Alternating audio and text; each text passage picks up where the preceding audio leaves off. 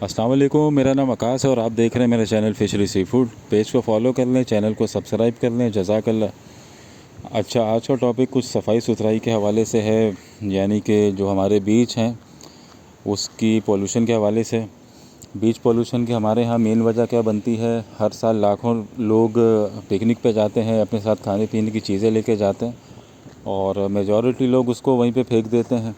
Plastic की life तकरीबन 100 साल से ज़्यादा होती है और तकरीबन पूरी दुनिया का एवरेज लगाया जाए तो मिलियंस ऑफ टन प्लास्टिक हर साल समंदर में जाता है, जो कि मैरीन लाइफ को ख़राब कर रहा है और बीच पोल्यूशन की वजह बनता है।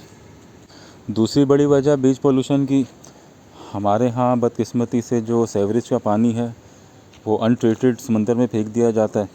उसकी वजह से भी हमारे जो समंदर हैं वो ख़राब हो रहे हैं। तो हमें कोशिश करनी चाहिए, ख़ास तौर पे गवर्नमेंट को, कि अगर हम बीचेस वगैरह को साफ़ रखें और इस पर टूरिज़म को प्रमोट करें तो अच्छे खासा एक रेवेन्यू आ सकता है।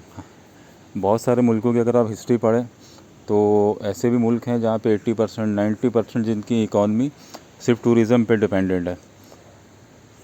हमारी बदकिस्मती है कि हम इस चीज़ का ख्याल नहीं करते।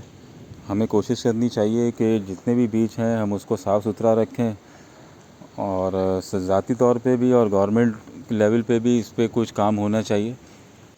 सिर्फ बीच पोल्यूशन से ही कितनी चीज़ें कनेक्ट होती हैं, जिसमें टूरिज़म भी आ जाता है और आपका जो फ़िशिंग इंडस्ट्री है वो भी आ जाती है, वो भी इससे अफेक्ट होती है।